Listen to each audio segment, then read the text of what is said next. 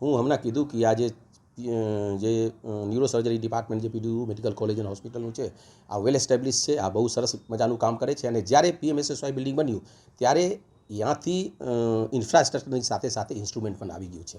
એટલે જે પહેલાં જે ઇન્સ્ટ્રુમેન્ટ છે આ તો ઓલરેડી અહીંયા અવેલેબલ છે, અને અમુક જે ડિસ્પોઝેબલ જે હોય અને આ જે પરચુરણવાળું આપણે કઈ ઇન્સ્ટ્રુમેન્ટ આ તો વચ્ચે વચ્ચે આવતા હોય, એટલે ઇન્સ્ટ્રુમેન્ટનું કારણે જે રાજીનામાની વાત તમે કહો છો આ ટોટલ આધારહીન છે, નિરાધાર છે.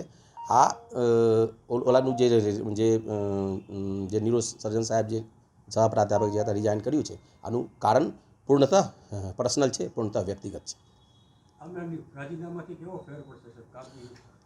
જો આપણે એવી રીતે થાય કે અહીંયા મહેકમ હોય, મહેકમમાં પ્રાધ્યાપકથી લઈને સહપ્રાધ્યાપક, મદદનીશ પ્રાધ્યાપક, રેસિડેન્ટ બધા હોય. અત્યારે 3 ન્યુરોસર્જન આપણા પાસે છે, અને સરકારશ્રીનું નિયમ મુજબ આપને જે વેકેન્સી હોય આ કોલેજ સાઇડમાં હોય અથવા હોસ્પિટલ સાઇડમાં હોય આ રેગ્યુલરલી મોકલતા હોઈએ, અને અહીંયા રેગ્યુલરલી ગાંધીનગરમાં ઇન્ટરવ્યૂ પણ થતી હોય. એટલે જ્યારે જગ્યા અહીંયાથી ખાલી જશે, અહીંયા એપોઇન્ટમેન્ટ થઈને તરત જ આવી જશે.